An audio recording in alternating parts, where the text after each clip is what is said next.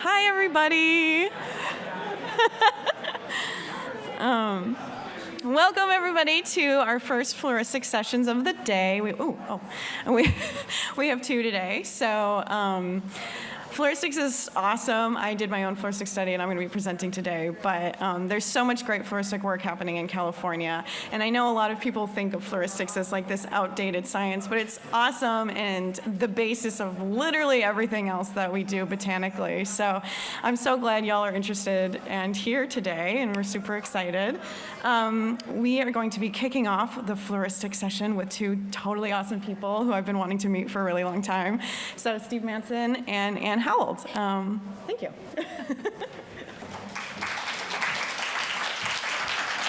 Thanks, everyone. How's the volume? Can you hear me in the back? Is it good? Okay, let's get going. I need to push the button here. There we go. So new plant species have been added to many, the floras of many counties in California in recent years. And some of these are species that are new to science, but other species are ones that are known from other parts of California or even adjacent states. Many of these new additions are the result of botanists getting out to territory that they haven't explored before, but a lot of the new additions are due to botanists getting back to places that they've been many times and examining the plants much more carefully, including through the use of close-up photography. Today, Steve Matson and I are going to give you a whirlwind tour of a few new species from Inyo and Mono counties that have resulted from efforts like this. Here we are. Inyo and Mono counties are on the far eastern edge of California with the state of Nevada next door. They are both extremely diverse in terrain and habitat type. Much of the east slope of the Sierra Nevada lies in Inyo and Mono counties. And additionally, there are other major mountain ranges, including the Whites, the Inyos, and the Bodie Hills, just to mention a few. The Mojave and Great Basin deserts are both well represented in Inyo and Mono counties, and they have a variety of wetlands, both saline and freshwater. So when I retired 8 years ago, I knew what my retirement project was going to be, an in-depth study of the plants of Mono County with the goal of publishing an annotated checklist. And you can see in this summary slide of what's been added since 2014 that there are more than 100 new taxa that have been added to the county list as a result of my studies and those of many other people. So of these new species that have just been recently detected in Mono County, most of them are actually known from elsewhere in California. There are a few species that are new to California, but they are known from Nevada. And then there are very few species that are new to science. Potentilla newberrii was not known from Mono County until a iNaturalist post showed up in 2020 with a location on the shoreline of Bridgeport Reservoir. As soon as we saw this posting, Tim Messick, who's an expert on the Bodie Hills, and I hot-footed it out to the Bridgeport Reservoir and searched for the plant, and we found a number of colonies with thousands of individuals. So this plant is at the southern limit of its range in Mono County, and it's disjunct in California from Lassen County and from Douglas County in Nevada.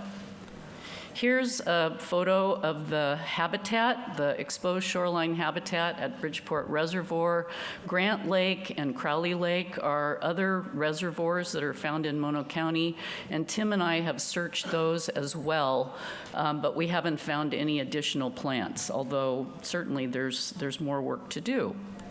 So in Mono County, we have 20 taxa of Potentilla that have been verified. It's kind of a difficult genus, if any of you have worked with it. But this one really stands out because of its semi-prostrate habit, the pinnate leaves that it has, and these large white petals that are obcordate and exceed the sepals.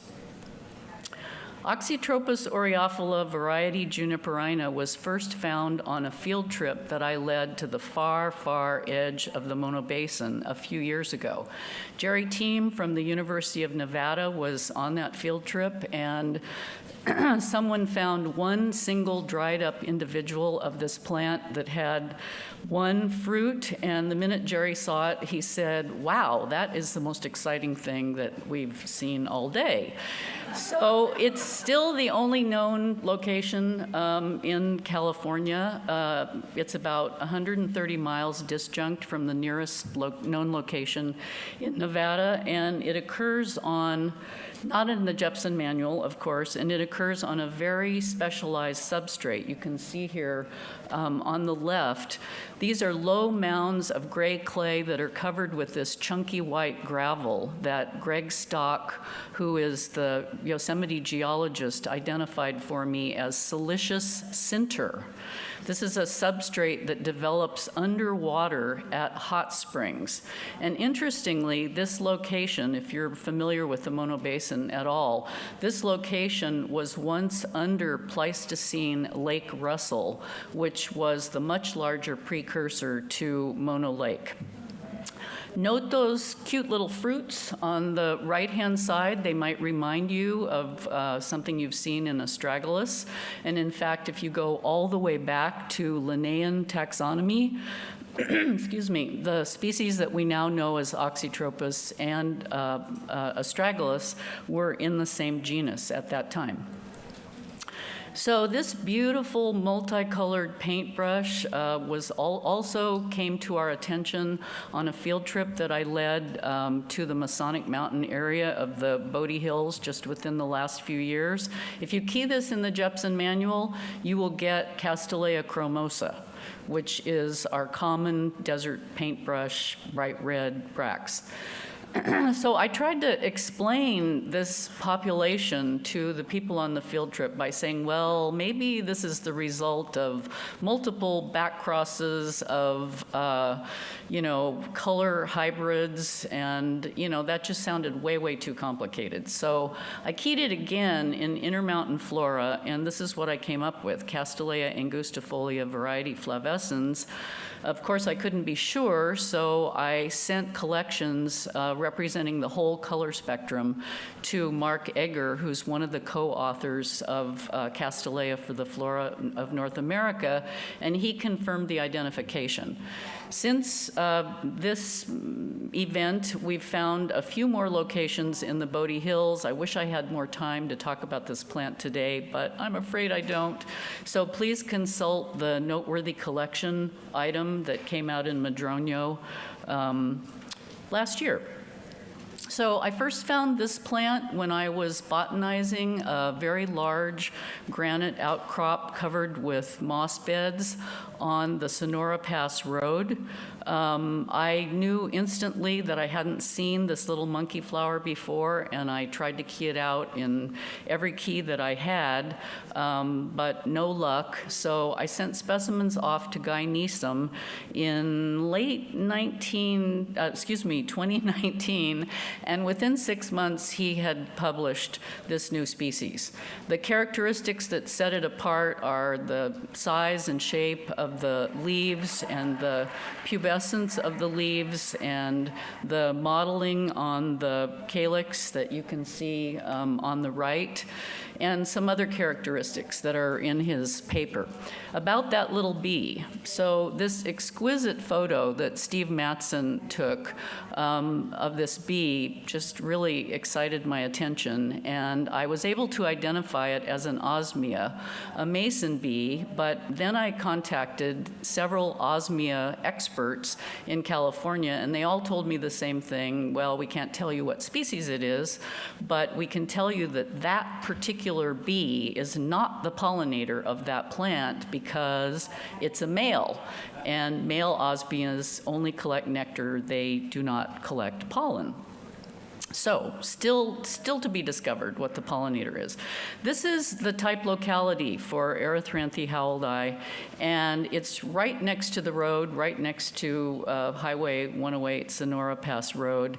And it's a location that has been visited again and again by botanists, including Margaret Williams from Nevada and John Thomas Howell from California Academy of Sciences, both very fine botanists. They didn't find this plant, but it could be because they didn't spend most of a day crawling on their hands and knees over these moss beds. Here is population number 6 of the 7 populations of this plant that are known. You can see in the lower right-hand picture, those tiny little yellow flowers are the Erythranthe, and you can see needles of lodgepole pine to give you an idea of how big the plant is. Jim Shivak was kind enough to identify the moss for me as Imbribrium alpinum, alpine bryum moss. And when I looked this up, I found that actually there are not that many collections of the moss in California, excuse me, as well as the Erythranthe. I know there are more populations out there, and I encourage all of you to go and look for them. And if you find any, please let me know. I've asked CNPS to hold off on giving this plant any conservation status until we know more about it. And now I'm going to turn the microphone over to Steve Matson, and he's going to tell you about new plants from Inyo County.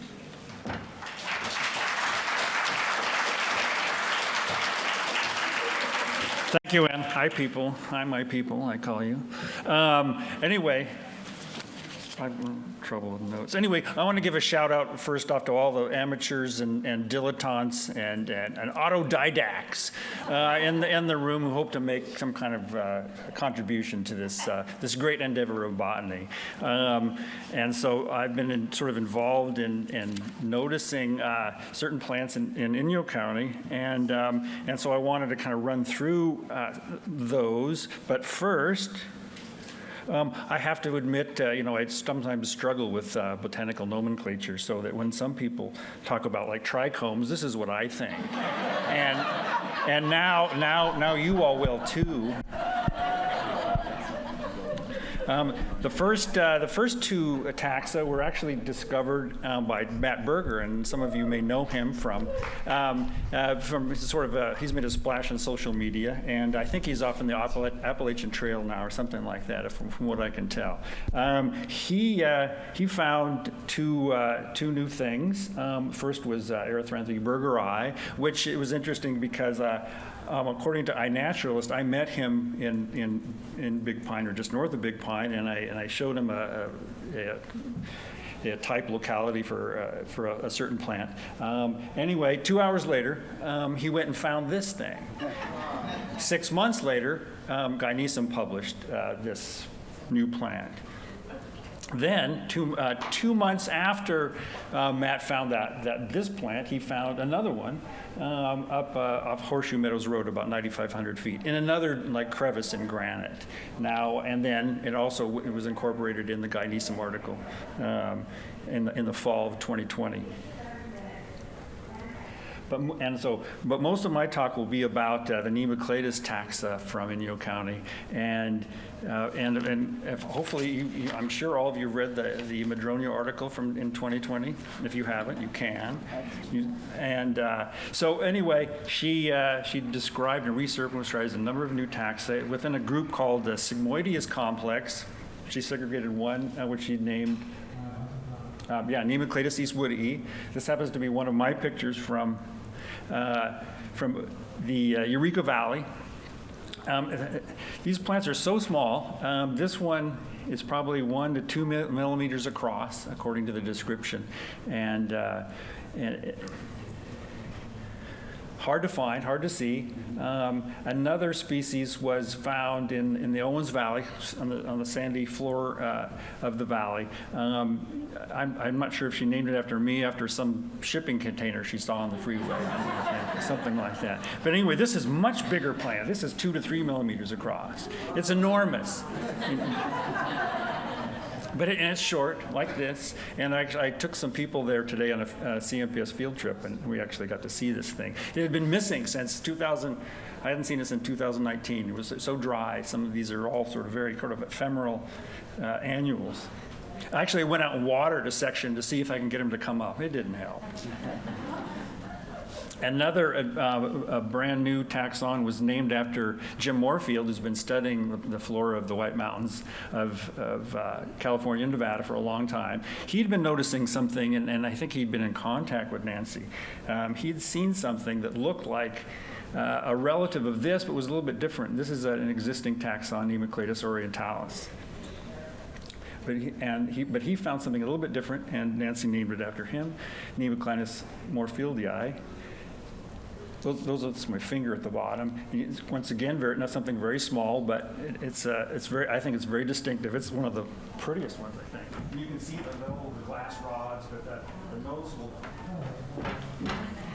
noticeable difference is that sort of the brownish tips of the upper petals kind of leak down the sides, and that's what distinguishes it. And also, it has some very large lateral sepals. Something a little closer to what I've been most familiar with was coming from a field trip in 2010. Noticed at 8,500 feet in the Inyo Mountains, noticed something that I thought looked a little different, and of course I took it home. I tried to key it out, failed. Nemocladus key is not that easy. Anyway, I post all these images up on CalPhotos or iNaturalist now, and CalFlora. And Nancy had noticed this, and I actually sent her some specimens. And and in contrast with other people who can publish very quickly, Nancy was working a little more diligently or slowly, if you will. And it wasn't until 2019.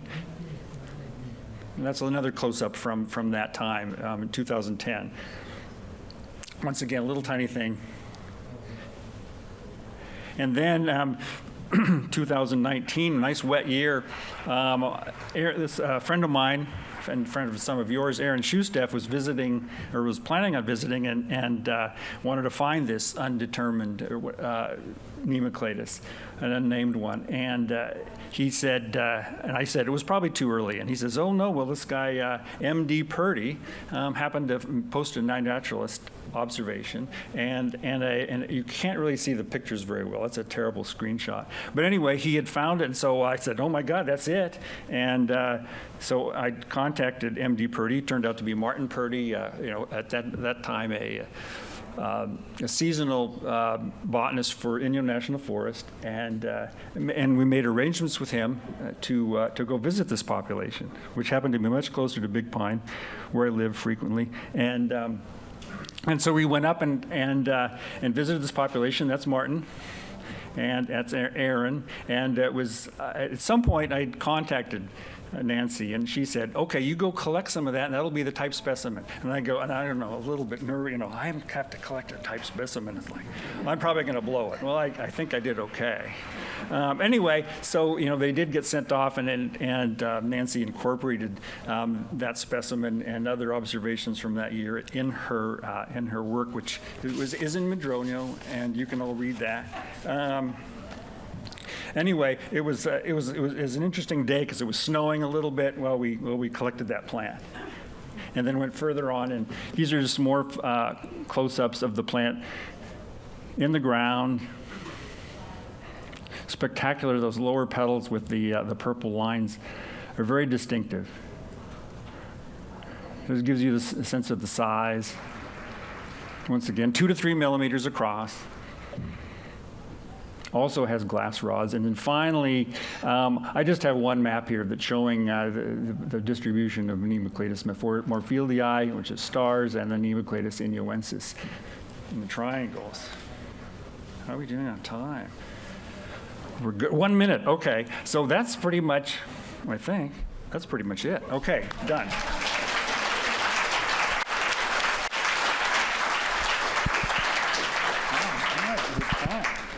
Hello. Okay. We have time for maybe like one question, if anyone wants to have a question. If not, I'm sure they'll be around. Okay. None. Okay, good. Okay. Okay. Daniel.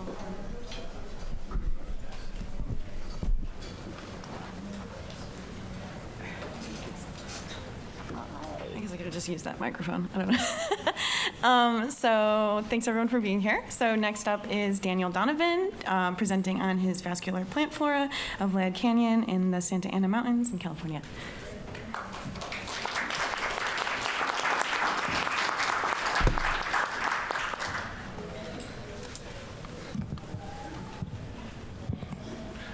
Hey everybody. So I've been up and down California hiking and backpacking and stuff, and I love all of it. But what I have for you today is giving some love to some of the plants in my own backyard.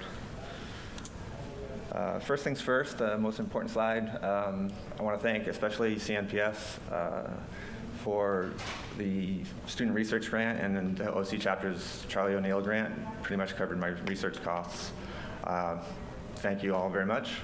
And everybody else on this list really showed over and over again that plant people really are the best, you know. From my committee to the Forest Service, the botanist in the OC chapter, and yeah, my host at Various Herbaria I went to. So my project is a floristic survey in the northern Santa Ana Mountains. It's a coastal range, 20 miles inland along the Orange County coast. It's in the northernmost reach of the Peninsula Ranges. And it's surrounded by the second largest metro area in the country, about 18 million people.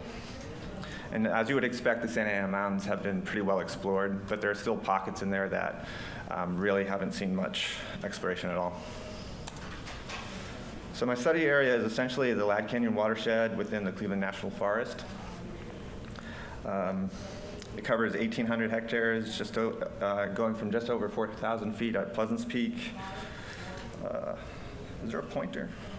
Well, anyway, Pleasance Peak is well marked there. To the lower canyon on the southwest is about 1,500 feet. There have been some collection along North Main Divide Road, which is really just a jeep trail that goes along the north and down the east side, halfway down the east side of the area. But very little in the canyon. In the early 2000s, Southern California Edison installed power lines that go up the south ridge of Pleasance Peak up to the peak, and there's a service trail that goes along there. And mountain bikers have dubbed it the Smash Mouth Trail. And there's a story behind that, apparently. So Lad Canyon seemed important to study because of a significant lack of knowledge of what was in there, and the real possibility of increasing recreational use and possible infrastructure projects. It also has some unique characteristics for the Santa Ana Mountains that I'll be getting into. The main habitat types are chaparral and coastal sage scrub, with significant stands of knobcomb pine, which you can see on the right, some coulter pine stands, and of course some grassland too.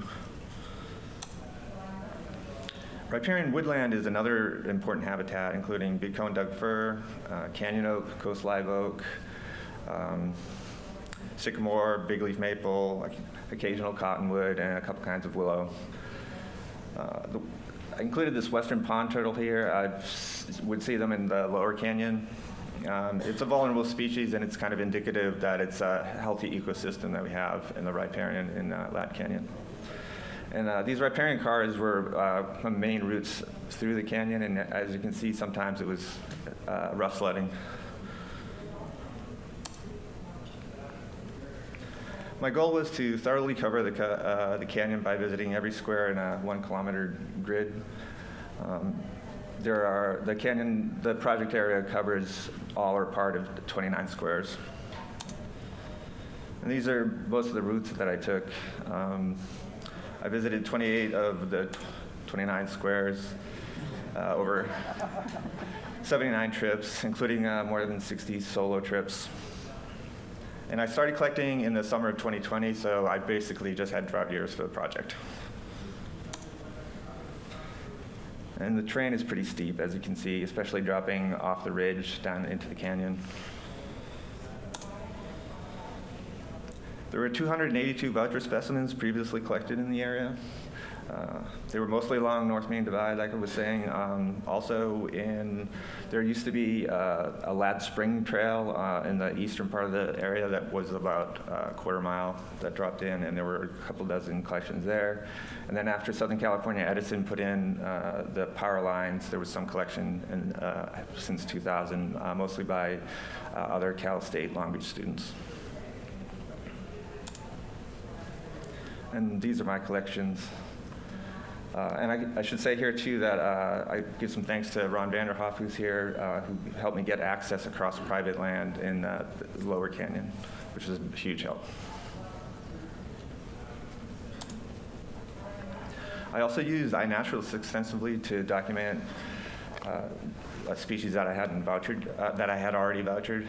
And I created an iNaturalist project, and there's now more than 2,300 observations, and 77% of them are by me. And I also connected iNat observations to the CCH2 records of my vouchers, so that there would be field photos to go with them. And this is something that Mike Simpson helped me with, actually.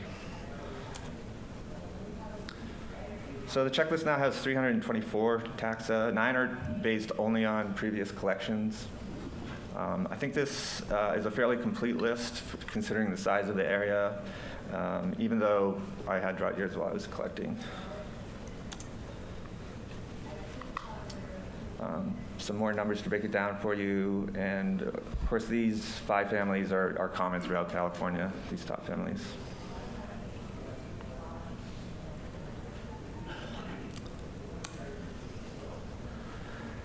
So the Forest Service has proposed a research natural area for the knobcone pine habitat around the Pleasance Peak.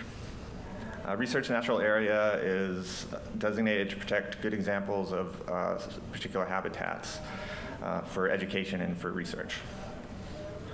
This summer I wrote a report on the habitat and on the rare species and invasive species in the area. This map is from the report. It's showing rare plants in the watch list Pomerella debilis serrata.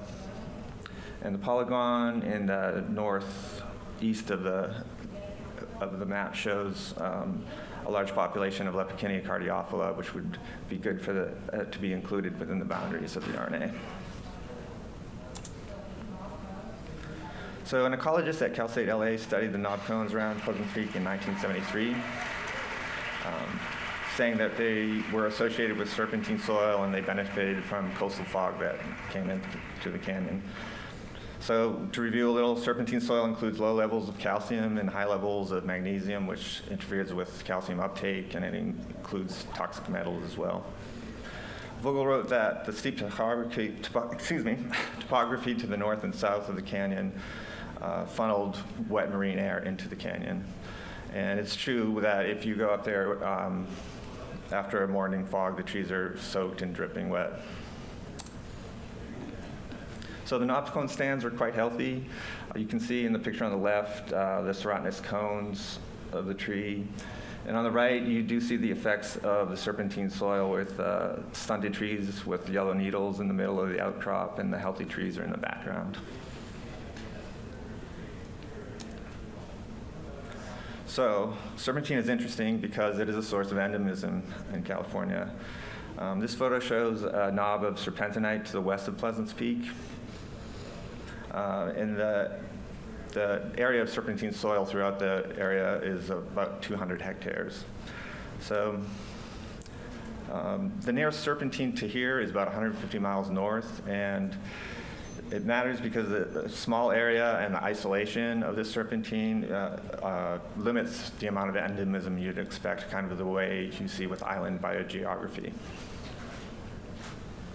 And we did not find any surprise serpentine endemics, unfortunately.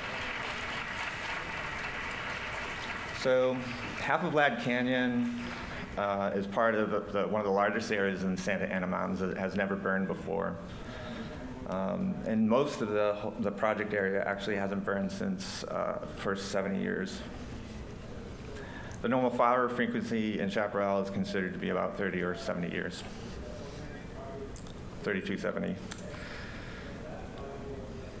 This is a photo of the gym fire, which was to the south of the area. Fortunately, it didn't threaten any people. It didn't threaten me either.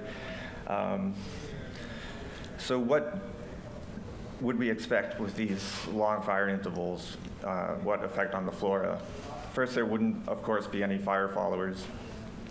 Also, invasive annuals often benefit from artificially short fire intervals, so we might not see as many of those. And also, over time, the chaparral canopy closes in, and the understory becomes less diverse, and there are fewer annuals there as well. And in fact, there was a smaller proportion of annuals in the study area compared with the mountains as a whole.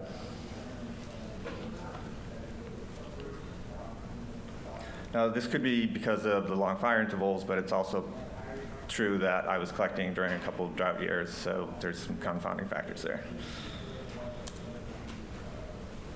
Another aspect of the study area is the relatively low human impacts, which is not evident in these photos. Let's see. There is vehicle traffic, as you can see on the right. There's the dirt bikers sometimes run amok. And you can also see on the left, even a seldom used trail will have some disturbance with, that's an access trail that the Southern California Edison uses, and that's Hirschfeldia popping up. Lad Canyon does have relatively low percentage of non-natives compared with the Santa Ana Mountains as a whole, and also compared with the San Mateo Canyon Wilderness in the southern part of the mountain ranges, and with Casper's Wilderness Park, which is in the foothills, and also sees a lot of heavy foot traffic. I tried to look at this a little more deeply, doing a little GIS analysis of the percentages I saw within 20 meters of roads and trails, or within 20 meters of the waterways, and the numbers didn't actually change at all. So I'm a little surprised by that. I would have expected it, and of course this is using just presence data, not abundance data, but I still would have expected with the lack of fire to have higher percentages along the road. And now I'd just like to talk to you about some of the plants that I found there. So Santa Mountains have the largest populations of Lepikinia cardiophila, and there are smaller populations in San Diego County and in Baja California. The picture on the right shows an osmia bee, they were actually covering the plants when it was in peak bloom. And this map here shows one of the largest populations in the top center there, with I counted more than 200 plants. It's one of the largest populations in the mountains, though I know a CalBG team did find a lot of these plants when they were studying the Holy Fire Burn. Calicortis weedii intermedius is mainly an Orange County and Santa Ana Mountains plant.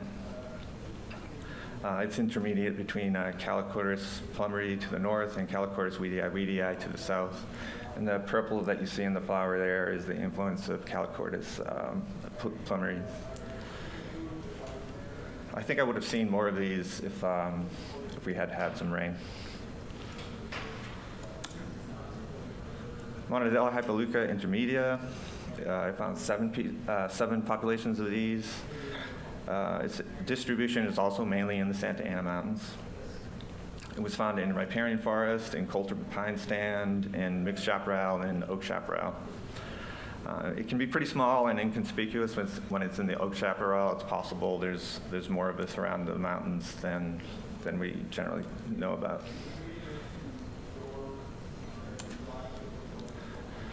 Lilium humboldtii alcyoeum is found in both the transverse and peninsular ranges. It's a charismatic species that can be impacted by human traffic, for sure.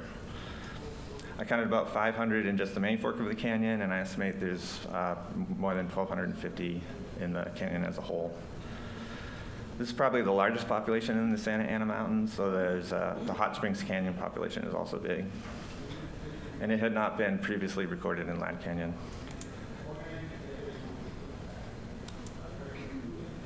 And this is a Southern California favorite, Romnea coulteri. It was abundant in West Fork, but for some reason I didn't see it much anywhere else.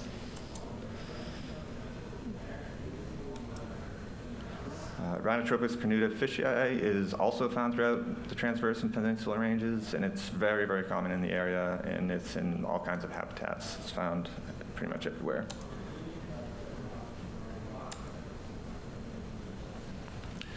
Palmarella debilis serrata is found in the transverse and peninsular ranges with a disjunct population in Monterey County.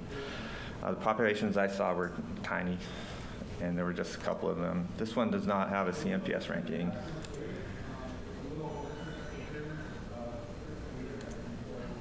And then Allium humaticatum is found in the South Coast region and Baja California, and also does not have a CNPS ranking, but it is on the Nature Serve watch list. And I found this one after a lot of bushwhacking.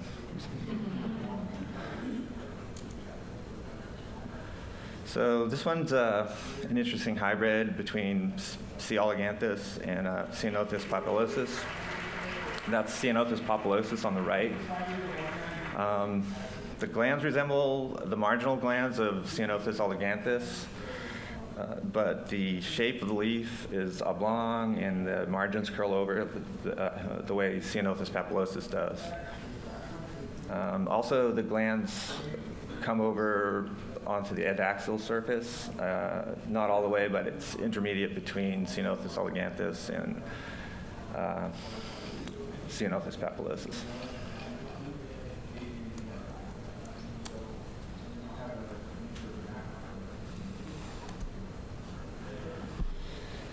So to sum up, Lad Canyon, which is immediately north of the heavily used Silverado Canyon and is surrounded by 18 million people, is still relatively undisturbed habitat. This survey will benefit the Cleveland National Forest and the management of the area, and it contributes to our understanding of the plants and the plant communities in the Santa Ana Mountains. Thank you.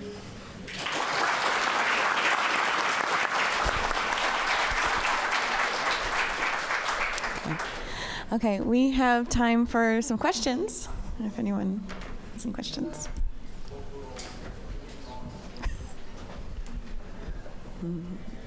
Okay. Well, if not, thank you again. Oh, wait. So, what was one of your favorite aha moments? Favorite aha moments?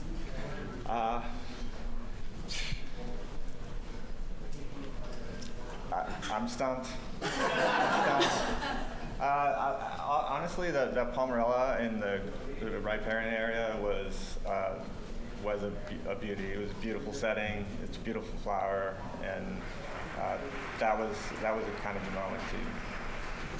Well, follow up on that. Can you say something about the distribution of that species in California? You mentioned it's not CNPS. It doesn't have a CRPR rank, but it's right.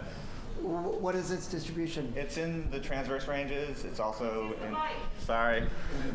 It's in the transverse ranges and in the peninsular ranges. You know, I don't know the full story about how common it is in that whole area, but it doesn't show up a lot in the Santa Ana Mountains.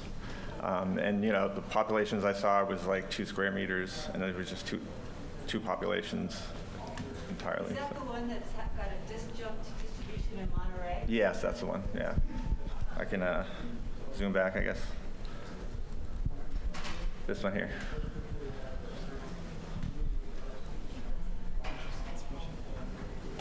Okay. Cool, thank you.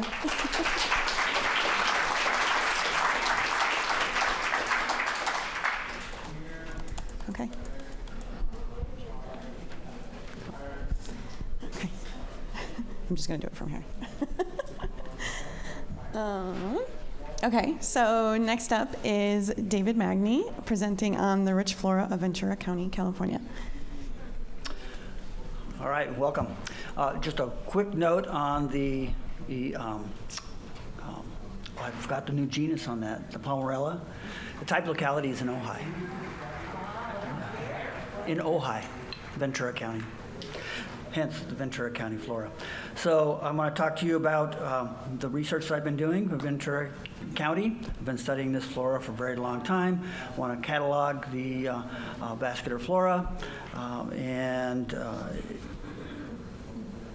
use it primarily as a conservation tool. Basic science, but for us to conserve the flora, we have to know what's there. And Ventura County is one of the few that doesn't have a county flora, or actually most counties don't have floras. It's one of the ones on the coastal areas that lacks a flora. And so I've been working on this actually since the mid-'80s. Part of the goal is to determine the distribution of every taxon within the county. And determine rarity and commonness of those taxa, and provide data on the flora. Oh, a quick note about that. Daniel's Pomerella would qualify as a locally rare species. And then provide a tool for researchers, conservationists, and enthusiasts that are interested in the flora. This is a map of Ventura County, and relative to where it occurs, it only represents 1% of the land area of the state. And then here's just a shaded relief map, Ventura County down in the western transverse ranges.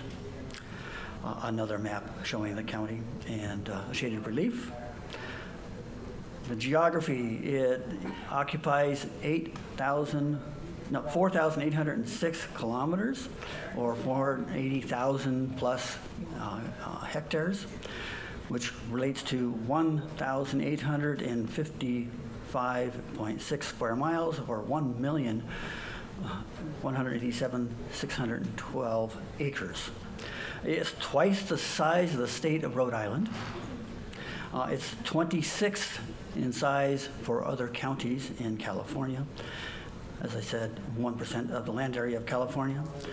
Geographically, the northern limit is at 34.9 degrees north and 33.21 degrees south with San Nicolas Island. It includes 2 islands. And then west, the eastern boundary is 118.36 degrees west to 119.48 degrees west at the Santa Barbara County line. It ranges from sea level to 2,692 meters, or 8,831 feet.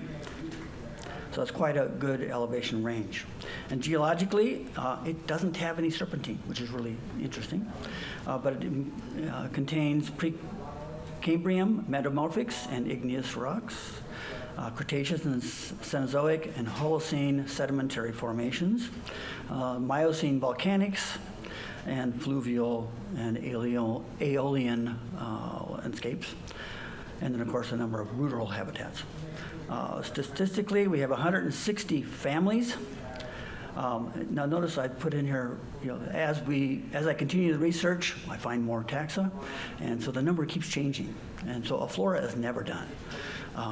Back in 2020, I only had 158 families represented. I now have 774 genera, up from 760, 2,356 species, 2,723 taxa, and then 1,998 of those are native. Last week it was 1,999, but somebody had combined a couple of taxa, so I lost one. But next week I might find some more. There are 722 that are naturalized, which represents 27% of the flora, which is basically comparable to the whole state.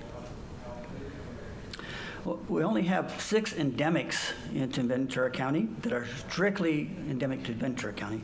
That's Eriogonum crocatum, Eriogonum grandii, variety Timorium, which is an island endemic, and Dudleya abramsii subspecies parva, Dudleya veritii, Lupinus painii, and Monardella sinuata subspecies jerrii, which is a newly described taxon.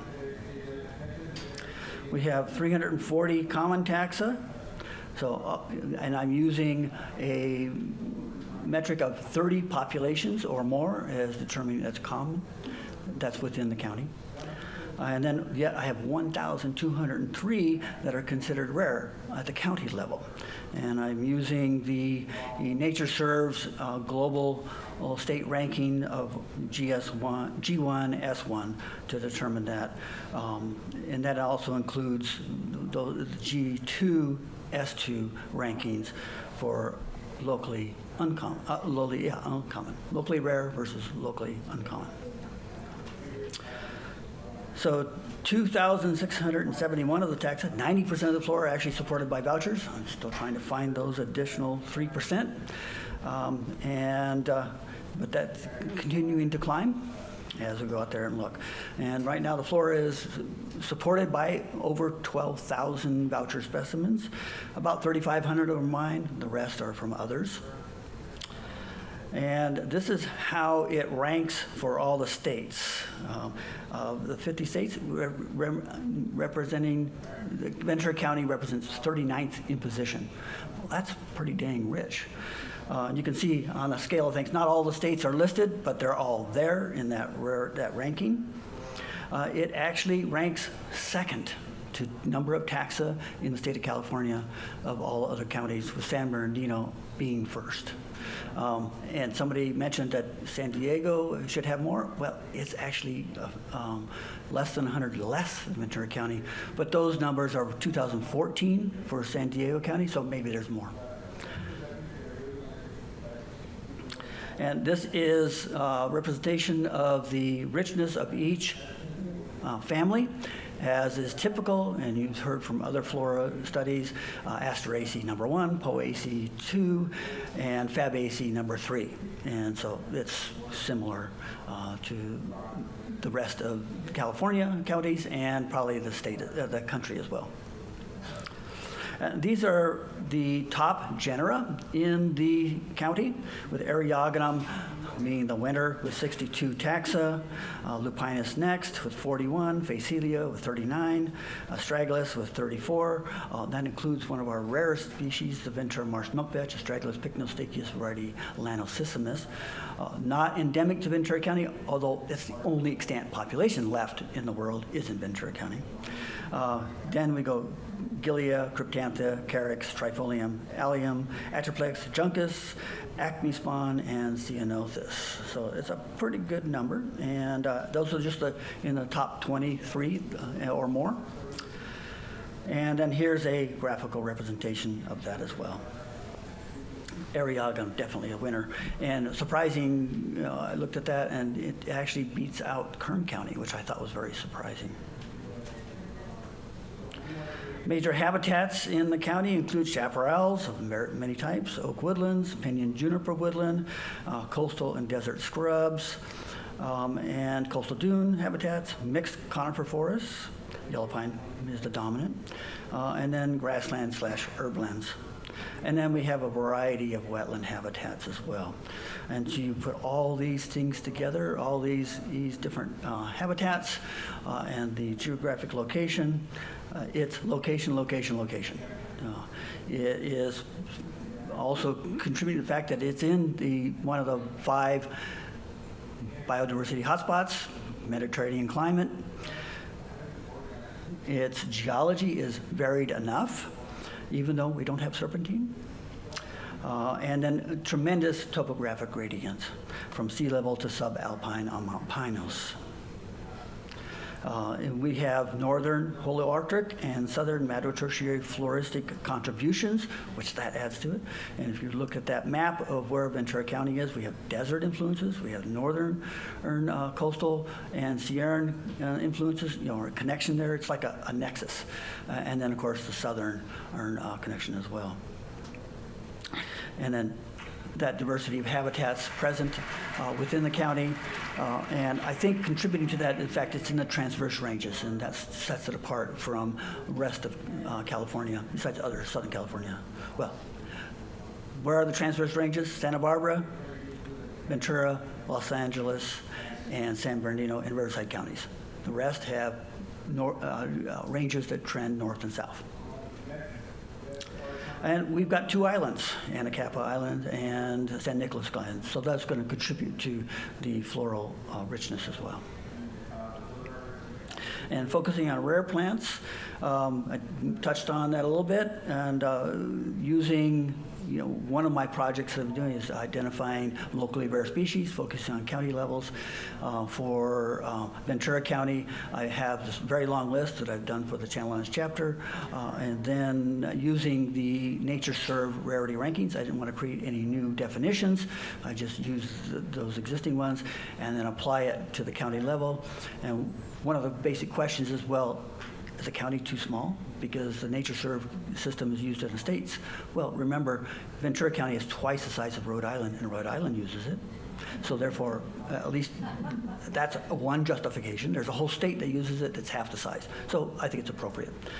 And then also we've got, so out of that list, I've got my 2 definitions, and I've pared them down a little bit. The locally rare are 1 to 5 extant populations, and locally uncommon is 6 to 10 occurrences. Extant is important. And then, of course, it includes all those that are listed formally, either statewide by the California Department of, California Fish and Game Commission, or the U.S. Fish and Wildlife Service, or CNPS in our inventory of what plants are rare throughout the state. There are 11 taxa that are formally listed, and those are listed here. And then I've got 23 plants that are globally rare by the G1, T1, S1 definitions, plus the 11 taxa that are listed. And then focusing again on the locally rare, we have a number of different classifications that we could use, or rarity rankings, and then leaves those that are, so all those lists are usually statewide or national lists, and they don't relate to how the land use decisions are made, and which may affect plants at the county or city level. And that responsibility is at those jurisdiction levels, land use decisions.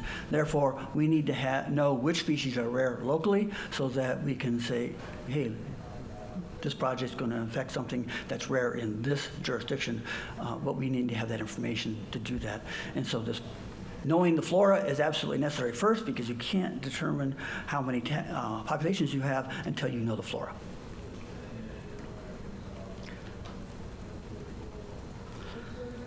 So these are definitions of locally rare, as I already mentioned. And then that we have another level of rarity, or actually the same level that I use basically, but Ventura County has established its own list of locally important species for plants and animals. I was able to work with the planning department to say, hey, we need to identify these species. And so the criteria for locally important species in Ventura County are 5 or fewer extant populations, and the distribution or populations of the taxon is declining overall. Well, that's easy. Just look at development in California. We're losing habitat all the time, so it's easy to make that argument. So, but still, we need to know where they are, how many there are in each jurisdiction. And that list is formally adopted by the Board of Supervisors. It's actually critically reviewed by a committee, and I sit on that committee for plants. And then that is forwarded to the Board of Supervisors, and they vote on it and say it's a formal list. And when that happens, that list has the same weight under CEQA as if they were formally listed. That's powerful. So you can get, so let's see here. You can get a lot more information about the locally rare list. I posted on the Channel Islands Chapter's website. It's also on Ventura County Flora website, which I've created. It includes 838 locally rare, 225 locally uncommon, and then 58 that are rare statewide. And based on that ordinance and the Ventura County General Plan, we have that at locally important species list, which anybody can come in with the data and submit a nomination for any taxon. Lots of time. All right, so this Rare Plant Advisory Committee developed 2 criteria, as I mentioned, and the locally important species, LIS, is reviewed annually. Supposedly, that's what's in the ordinance, but because people are so busy, it's usually every other year. And next year, I will submit a whole slew of nominations, so we greatly increase that. Right now, there's only 306 taxa on there. Well, you saw that I had 1,200 taxa that probably qualify. So I have a lot of work to do. And then this is just a quick smattering of some of the plants in the county. And you can get a lot more information about the flora at my website, venturaflora.com. Lots of stuff at the Channel Islands Chapter website as well. Let's see, and the rare plants are listed on the Channel Islands Chapter website. And there's a link from the state website as well. And then you can certainly contact me at either of these email addresses or call me. I love to talk about the Ventura County Flora. The manuscript, and we'll talk more about how we do that. I'm doing this for decades. I need to get it published. So, questions? I know I got time.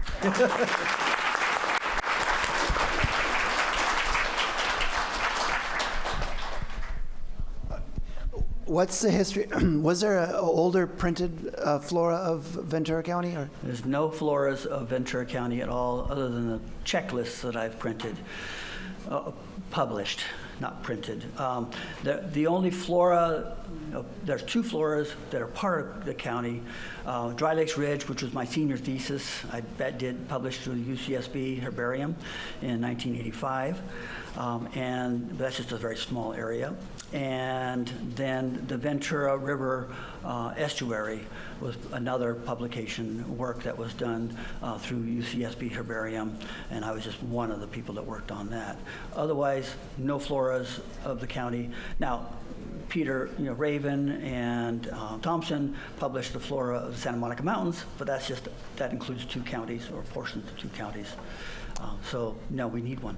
There is a graduate student at the California Botanic Garden, Christina Varnava, who just did a flora of Sesame Creek watershed too. But that's not published yet. She's working on it. Yeah, and actually I've been adding her observations that are published in the Consortium of California Herbaria, new occurrences of some different taxa, so that's great. Another question?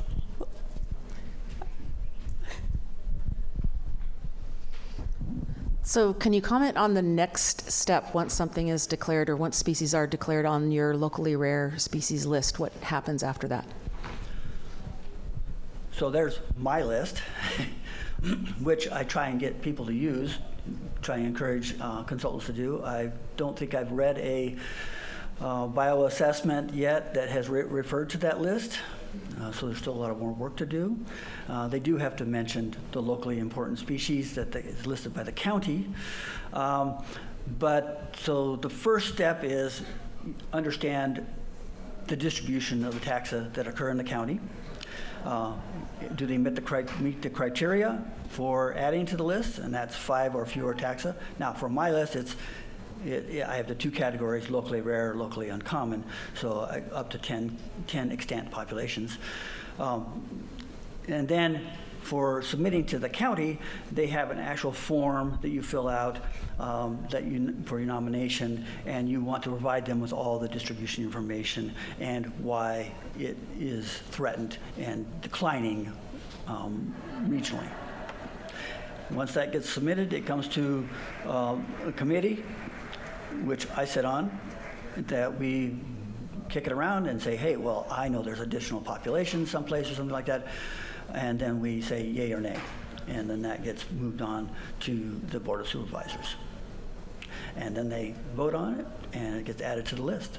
And then every consultant that does an assessment needs to consider the impacts of those species on that project will have on those taxa. And then mitigation, its impact to them most likely would be considered significant under CEQA. And they'd have to come up with mitigation for it. Okay. Okay. Cool. We're at time, so if you have any more questions, we're both co-moderating, so we'll be around. Yeah.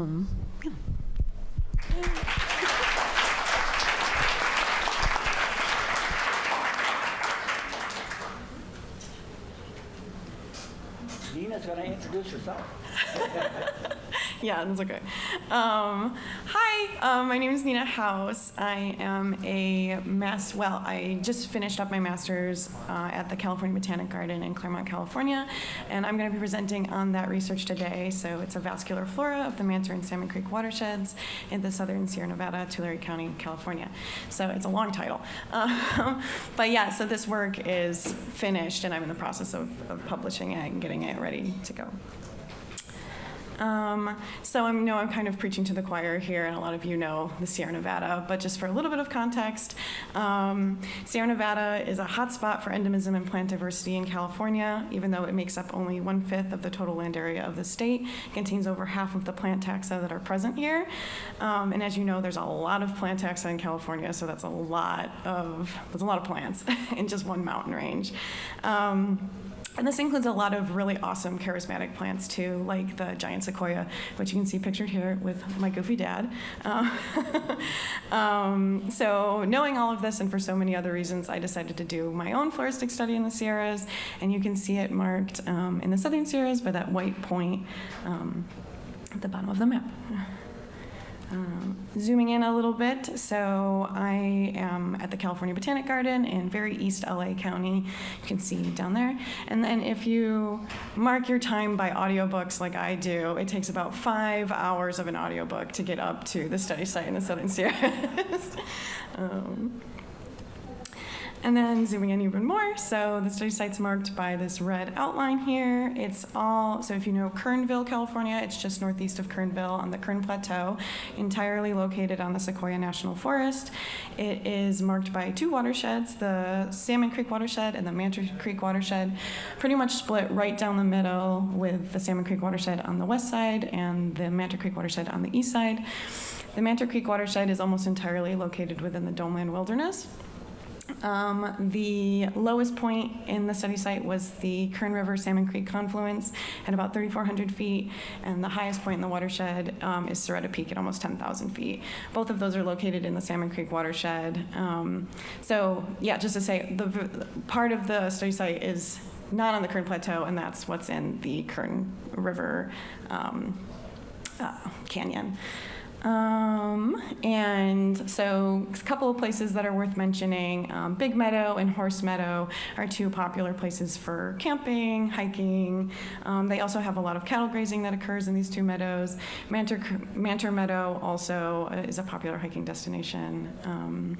And for those interested in geology, I guess I'm not sorry to say, because granite is super cool, but it's just all granite, except for Black Mountain, which you can see on the southeast edge of the study site, which is this old volcanic dome. That's like really pretty cool. The study site is located in the California Floristic Province, so y'all know already, but I'll just say it, Mediterranean climate characterized by cold, wet winters and prolonged dry summers. Most of the precipitation is a snowfall in the winter with some occasional thunderstorms in the summer, which you can see pictured here.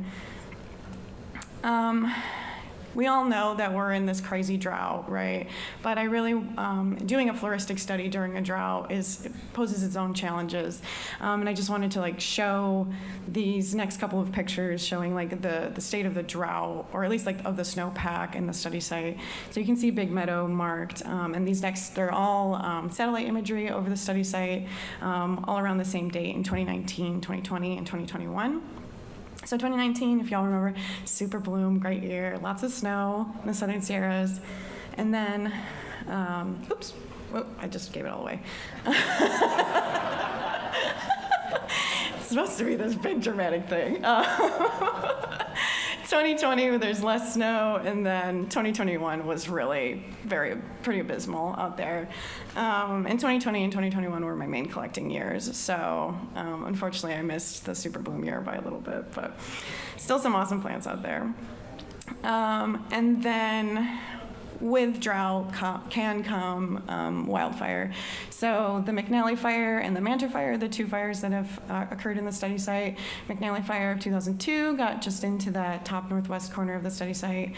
And that was actually the largest fire of the 2002 fire season. And then the Manter fire burned most of the Domeland Wilderness and almost all of the Manter Creek watershed in the study site. So how that impacted the study is really like, almost all of the Manter Creek watershed is this burn scar that's really prevalent on the landscape to this day. And then just one last thing, I mentioned it earlier, but Big Meadow and Horse Meadow really have a lot of cattle grazing. And I'm actually working on a project with Laura Cunningham to document this cattle grazing, and we're gonna write a letter to the Forest Service and with some hopeful remedial recommendations, because it's not as bad as it could be, but it definitely, they're getting into springs and stuff like this, so. Quick project objectives. So a systematic inventory and annotated checklist of the vascular flora with a focus on high priority areas, including black holes, different habitat types, different rock types, etc. Wanted to document and notify land management of threats and disturbances and document plant species of conservation concern. So it started out, Milan Lay, if she's here, she took this photo and I love it. But so started the project with a draft checklist of historical collections in the area. This was a specimen-based study, so I was collecting vouchers. Most of the collecting was done between April and September of 2020 and 2021. It was mostly opportunistic collecting with some targeted searches for like rare plants and stuff like this. Each collection had detailed notes recorded with each specimen, and then identifications were made primarily using the Jepson E flora with Flora of North America as well. And then specimens will actually have been deposited at the California Botanic Garden. This is a recent occurrence. This is the culmination of all that work. So you can see historical collections in black with my own collections in white. I'll just draw your attention to a couple places that I'm pretty proud of. So the Kern Canyon, which is all the way on the western edge of the study site. Kern Canyon itself is pretty well documented, but this part of Kern Canyon had almost no collections. So it's like pretty rough terrain, so I'm really proud of getting up in there and making those collections. And then also Domeland Wilderness. So if any of you are interested in doing a floristic study, Domeland Wilderness is kind of just this huge botanical black hole. So I'm really proud of getting into even just my small part of the Domeland Wilderness and making collections and contributing to our knowledge of the area. So.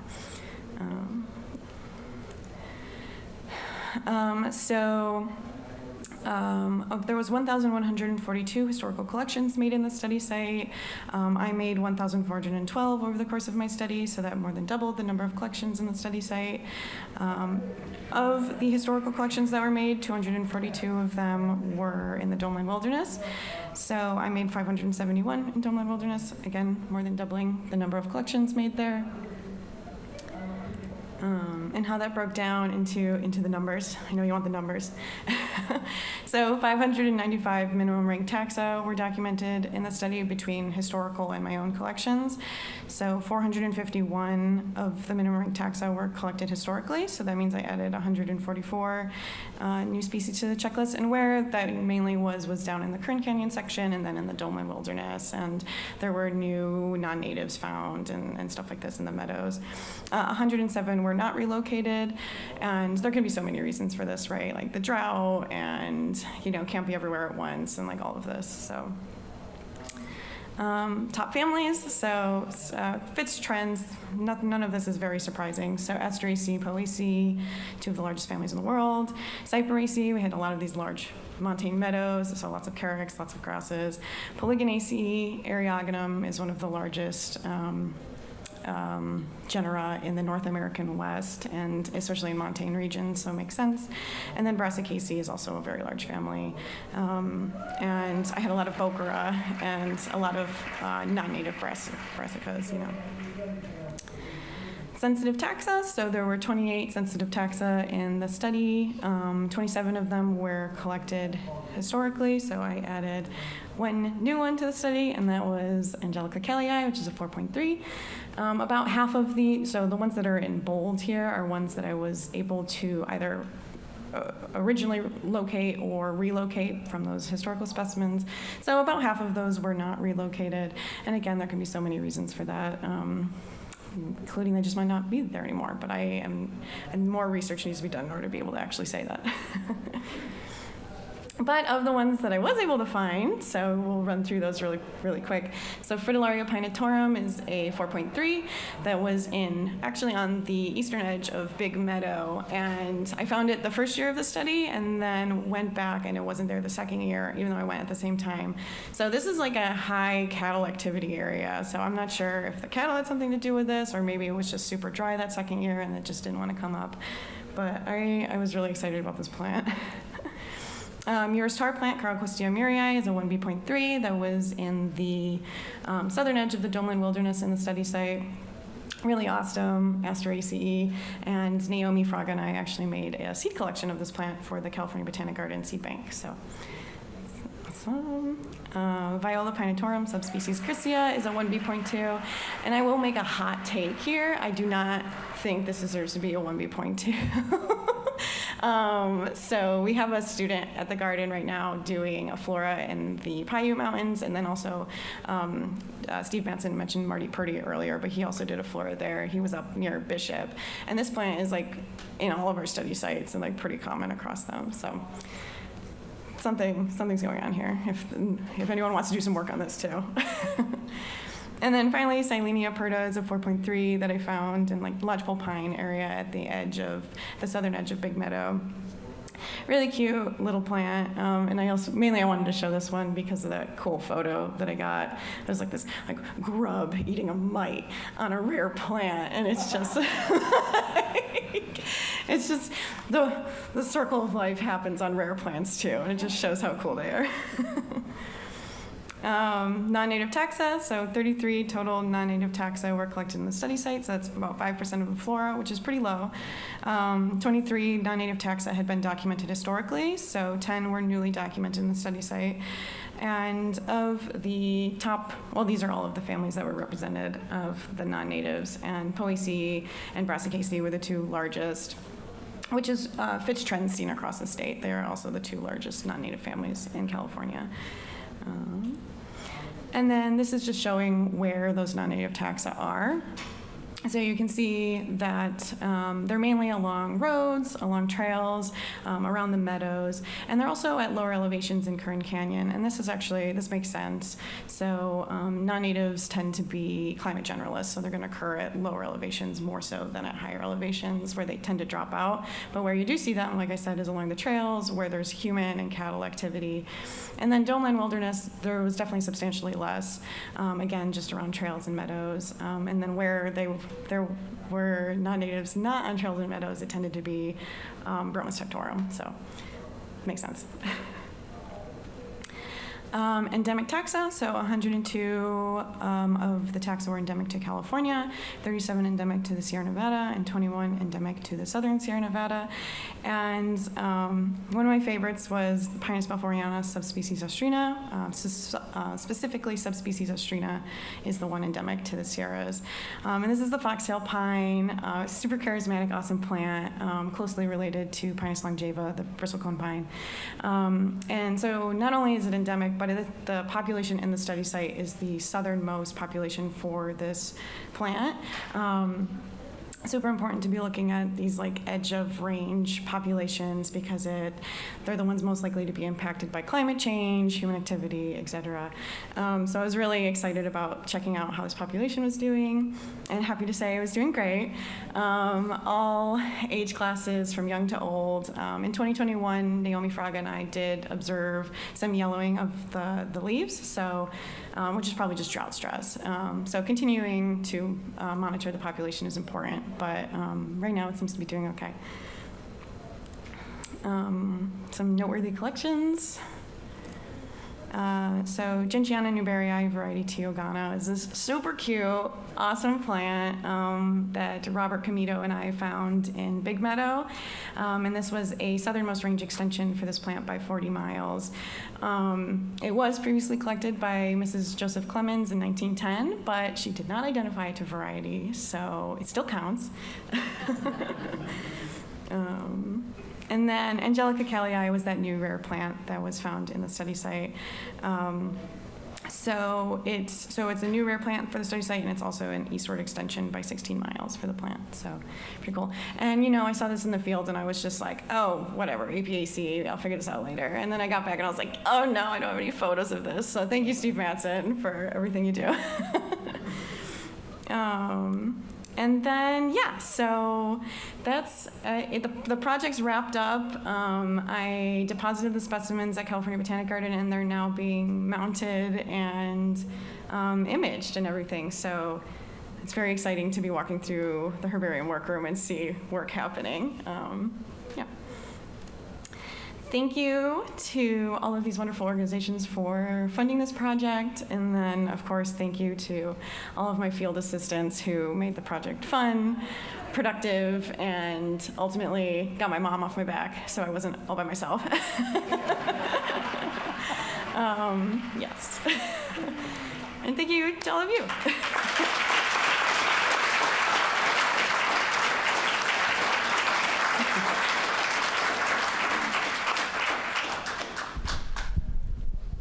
Questions?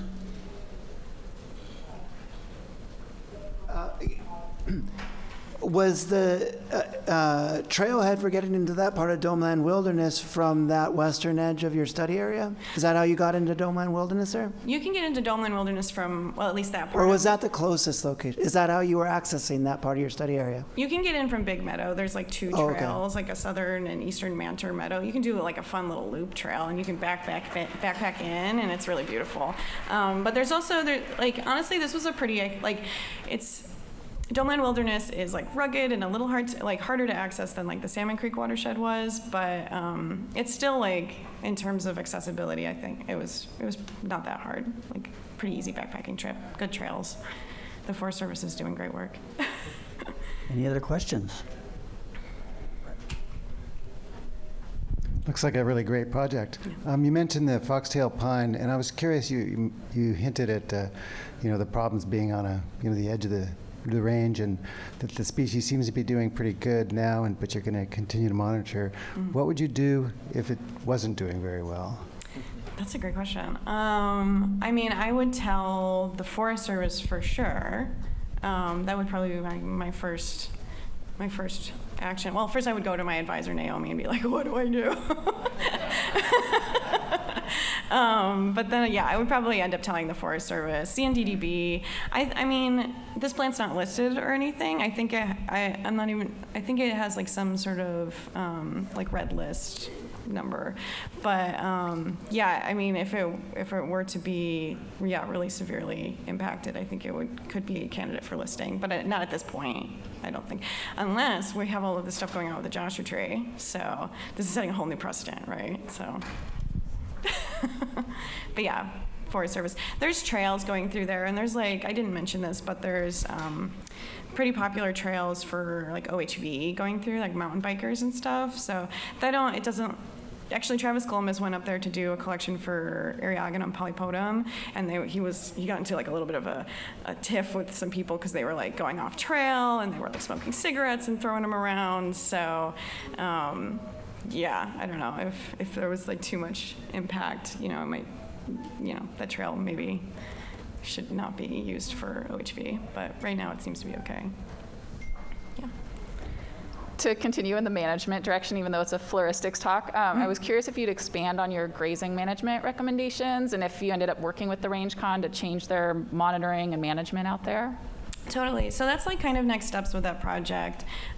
We are in the process of writing up a report for it, and it was like pretty basic monitoring. We just went out and we kind of looked at like how much bare ground there is, like how close they're getting to springs, and really like the springs are very accessible for the cattle, and there's some that they're just like trampling all over, and then there's like some like the Salmon Creek goes through there, and Salmon Creek is actually up for listing for wild and scenic designation. So yeah, the cattle are kind of, at least in horse meadow, they're just like tromping all over it, and like the sides are falling in, and yeah, I mean, this is like historic area for our state fish that I can't remember the name of right now, the golden trout. So yeah, anyway, basically the springs need to be marked off so that the cattle can't get near them. It would be great if they couldn't get near the stream too. I don't know, it's just, especially when you compare it to like Manter Creek going through Manter Meadow, like it's so beautiful and like high like sides, so it would be awesome. I mean, cattle are important, but more important than our beautiful meadows? I don't know. Yeah. Time for one more question. No more questions. Oh, real quick, Steve.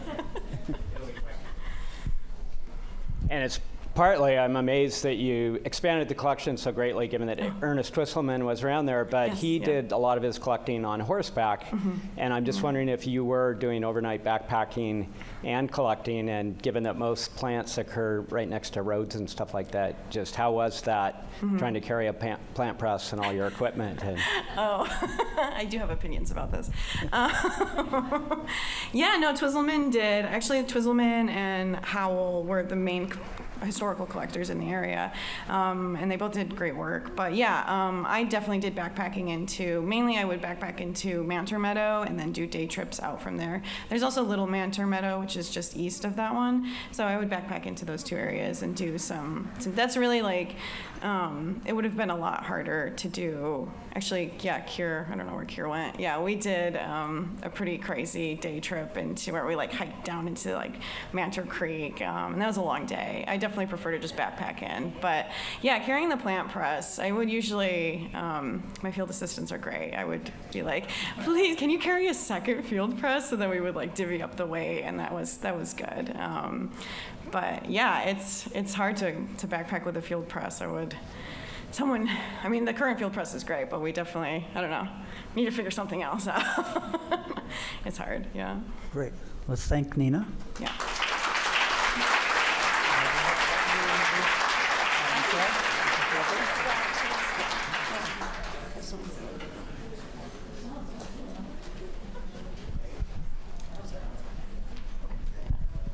Okay, next up is Michelle Cloud-Hughes presenting on California cholla changes, recent research and taxonomic changes in the Cylindra puncha of Southern California and Baja California. All right. Thanks. All right. Let's see about this technical stuff. Hey, look at that. I picked the right button the first time. That's a good omen. Okay, so after all of these wonderful diverse floras, I'm just going to be focusing on one very mean genus.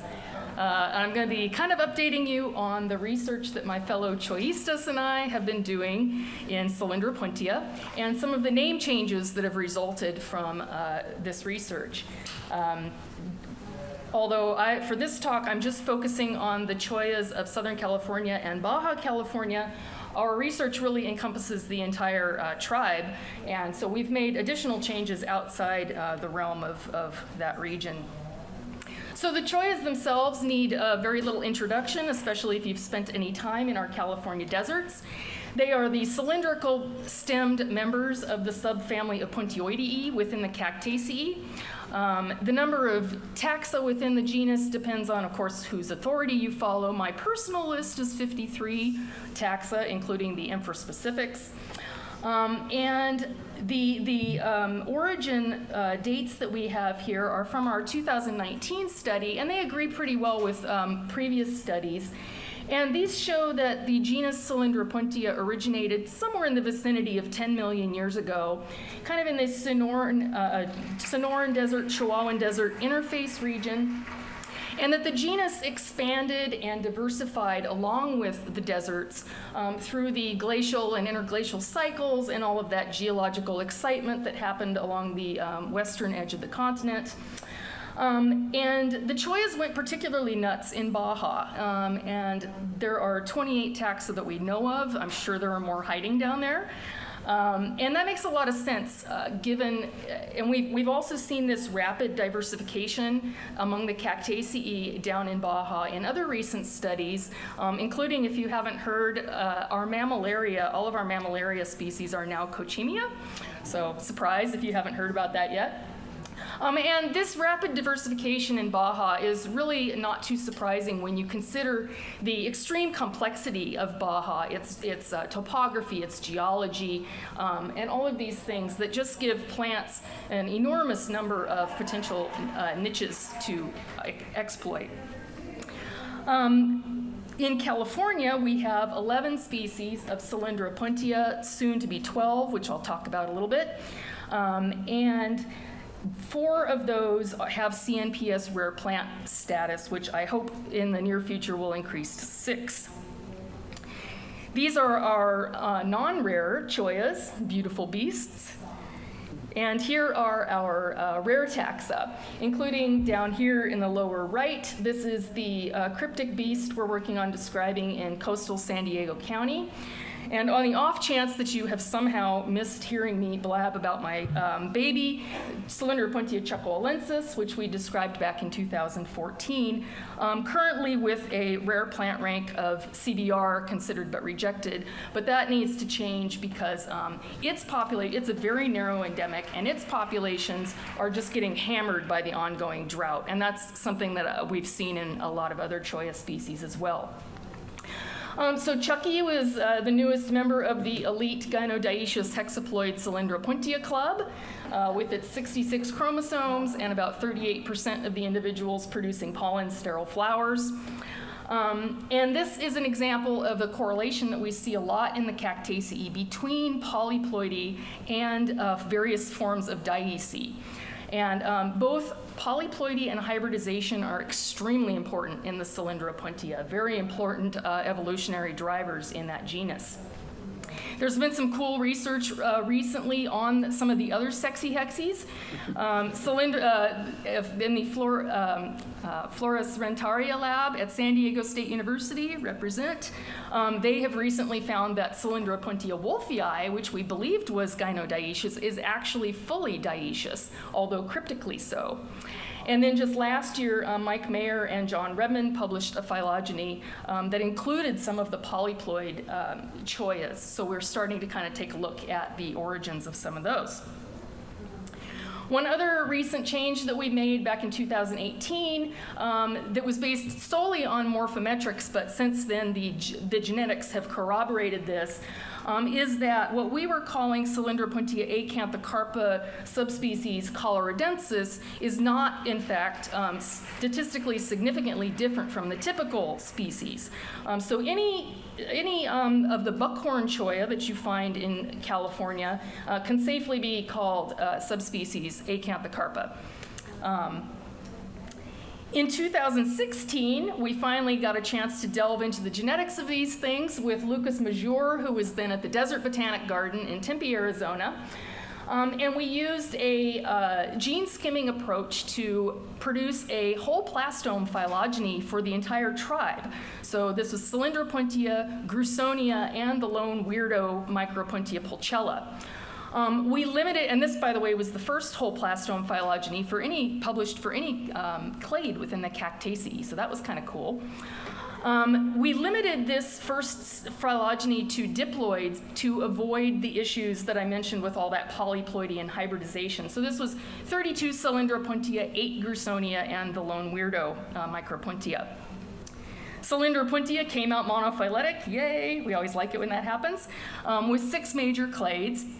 And there is so much cool stuff in here, I could talk about it forever, but the upshot is that it pretty well resolved the intra and infra-specific relationships with the exception of the Californica clade, which is still a mess. And it is a mess. You can see we have subspecies of the alcajes coming out with subspecies of Californica as its closest relatives, and so on and so forth. And it's not really too surprising that we don't have this clade nailed down yet because of that extreme high diversity in Baja. And to be honest, it's just really super logistically difficult to study the Baja chollas because these days it's pretty much impossible to get collection permits and permits to get material back into the United States. We can get morphometric data down there, and we have been every time we've been down there for the last many years. But of course, the genetic work requires actual physical material. So it's just a really long, slow slog working on the Baja stuff. One mystery we were able to delve into on this side of the border was the fact that what we were calling Cylindropuntia californica variety parkeri turns out to be much more closely related to the desert species Cylindropuntia ganderi than it does to any of the other californica subspecies. And looking at these beasts, you can see their relation. They both branch from the base. They both have these long, erect stem segments. And their distributions pretty well follow the peninsular ranges, with Bernardina being on the west side and ganderi being on the desert side in the Sonoran Desert. Ganderi doesn't get up into the Mojave. And also not surprisingly, given those habitat differences, the main morphologic difference, the most obvious difference between these two is in their spination, with Bernardina having many fewer spines per areole than ganderi. Makes sense, right? Ganderi needs more protection in its harsher desert environment. Deciding what to do about the names of this thing was quite a conundrum because, you can't scratch a cactus without finding a complete nomenclatural mess. And I'll spare you the excruciating details. They were really, really excruciating. But one of the main things that we had to contend with when trying to decide what to name this thing is that when, when Lyman Benson neotypified this thing way back in the day as a Puntia perrii, he took his neotype specimen from right here. So right where the two species mingle, and chollas love to mingle. So as you can see there, the neotype specimen was collected from a population of intermediate morphology, and this also shows up in our beautiful DFA. That's the neotype population there, right in between.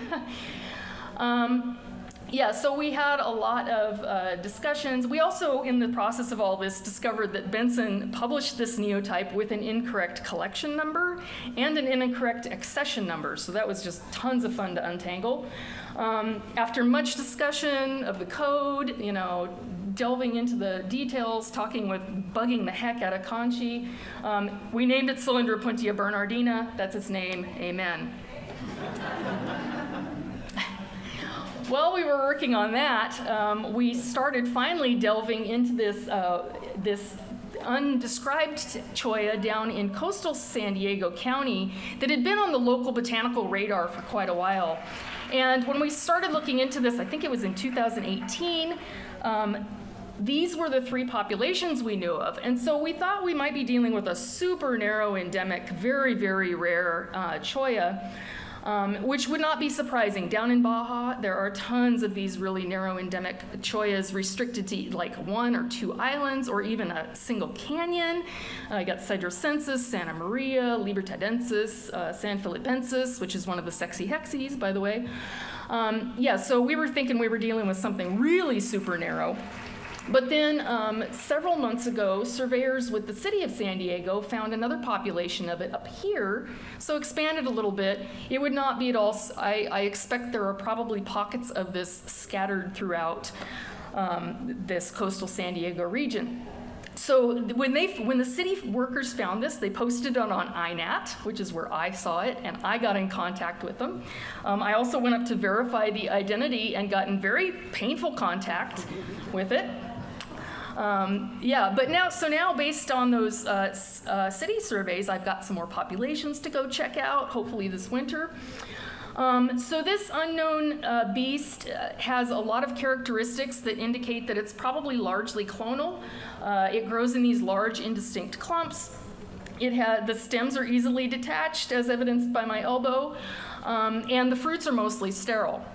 However, the admittedly very few chromosome counts that we've done on it so far have been diploid. So this is not a simple situation of it's triploid, therefore it's clonal. As I've mentioned several times, chollas love to hybridize, and so our first hypothesis for this beast is that it was a possible hybrid between the two other chollas in the area, Cylindropuntia prolifera and Cylindropuntia californica, variety californica. But the major arguments against this are, number one, Cylindropuntia prolifera is triploid and is pretty much entirely asexual, so you wouldn't expect to see it hybridizing with anything, really. That being said, even triploids will throw off an occasional good gamete, and there are zillions of these prolifera out there. The argument against Californica being involved is that it's simply very rare, but it probably wasn't always very rare. This is coastal San Diego County we're talking about, so habitat destruction has probably played a large role in its rarity. All that being said, the morphometric data very clearly show that the undescribed taxon comes out separately, not mixed in with the other two as you would expect in the case of a hybrid. We've also taken a first stab at the genetics of this thing, and this is a screenshot of a photo of a text message on somebody else's phone. And that level of clarity is about the level of clarity we currently have on our genetic knowledge of this thing. It's just like we looked at those first things and we're like, oh my gosh, what the heck is going on here? So anyway, there's a lot more work that needs to be done on this taxon, even though we have decided we're going to, publish it and describe it. And then the Californica clade as a whole also needs much more work. It's going to be a lot of work. Fortunately, I really love these beasts. So what I really need to do is just move down to Baja for a year and get better in Spanish and just study all these things, but kind of a pipe dream. So along the Baja lines, in 2019, we published a paper that was basically changing a lot of varieties to subspecies, and that included 3 Baja beauties here, 2 of the subspecies of Cylindropuntia alcajes, and then the beautiful multicolored southern subspecies of Cylindropuntia ganderi, subspecies catavanensis. And we made this change to kind of make things a little more consistent, and in going along with Clausen and Stebbins' long-standing concept that it's preferable to use subspecies when there exists ample empirical evidence, i.e. data, that there exists, either geographic or geologic or ecological, some kind of distinction between subspecies within an entire species range. And having us make these changes, officially and in a peer-reviewed sort of way, as the people who have done the work on these things, kind of helps avoid this increasingly difficult problem of taxonomic vandalism, where you have people publishing name changes when they really don't have any background or much background, and they're basically, trying to get their name on things. I'm not really sure what the, mentality behind that is, but anyway, And then the last thing that I wanted to leave you with was something super cool, even though it's a little south of the California floristic province. In a couple of months here, our first documented intergeneric hybrid between Cylindropuntia and Grussonia will be published. We've named it Hybrid Cylindronia robertsii. Grussonia robertsii was originally described by John, but he knew going in, he had a real strong suspicion going in that it was actually an intergeneric hybrid. He even wrote it like on the type specimen, intergeneric hybrid, question mark. And so once we got the genetic data, it's very clearly an intergeneric hybrid. Grussonia invicta is mommy, Cylindropontia alcahes is daddy. So that's really cool. I hope you get a chance to check that out. That'll be published in Hasseltonia, which is the scientific journal of the Cactus and Succulent Society of America. And with that, these are the papers that we published these various name changes in. Email me if you want copies. I'm happy to share these around. I don't care if I'm allowed to or not. And then just a shout out to some particularly helpful and wonderful organizations and people who continue to help us with all of this research. And if you have any questions, comments, if you have any choyas that you need ID'd, you can email me. You can also look me up on Facebook. That's my preferred social media. And fortunately, there's only one Michelle Cloud-Hughes out there, so I'm easy to find. And that's it. Thank you.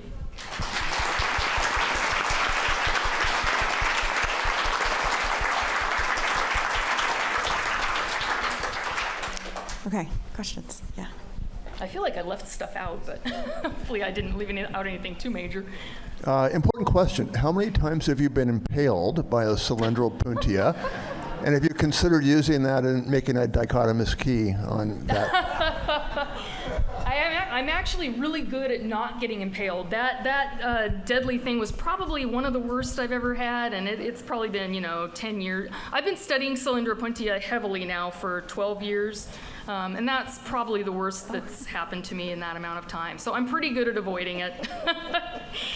Yeah, I haven't thought about using it as a key, though. Definitely, we have thought about using how easily the stems detach as a characteristic. We haven't come up with a real good way to do that. And of course, the drought would really kind of confound that too, because obviously the stems break off more easily when they're dead or mostly dead. But yeah. Somebody over there, or, oh, yeah.